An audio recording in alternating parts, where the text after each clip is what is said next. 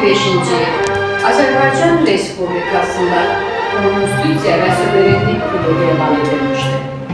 Azərbaycan Respublikasının ilk konstitusiyası Ulu Öndər Heydər Əliyevin rəhbərliyi ilə hazırlanmış və 1995-ci il noyabr 12-sində qəbul edilmişdir. Bu il biz həm konstitusiyamızın qəbulunun 30 illiyini, həm də Ali Baş Komandanımızın başçılığı altında dövlətimizin suverenliyini qorumaq yolunda qazandığı uğurları qeyd edilir.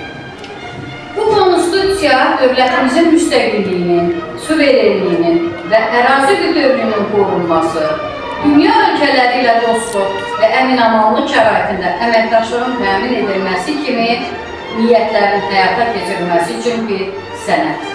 Konstitusiya bir ölkənin ən vacib qanunlar toplusudur. O ölkədə yaşayan insanların hüquqlarını qoruyur. Suverenlik o deməkdir ki, bir dövlət özünü müstəqil elan edir. Yəni başqa bir dövlət onun nə daxili işinə, nə də xarici siyasətinə qarışa bilməz və ona əmr verə bilməz.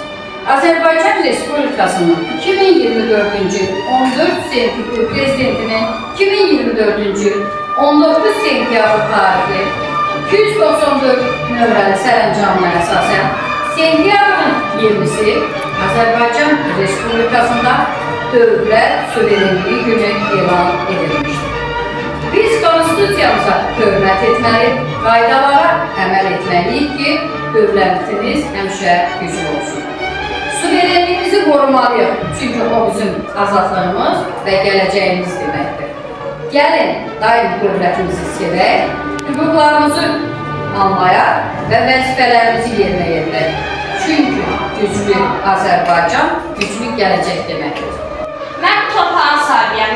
Əzəldən azadlığı sevmiş, müstəqilliyə can vermişəm. Mən ədalətin səsi, hüququn qalasıyam. Mənimlə dövlət sabit, vətəndaş azad olur. Mən müstəqilliyin təcəssümüyəm. Qorunmuş sərhədlərimdə azadlıq bayrağı qalmalıdır. Bir kitab var, sözləri qanundur, sətirləri azadlığın izidir, adı konstitusiyadır. Mənim qanunum adı sələtdir, ədalət mümkün olan ədalətdir.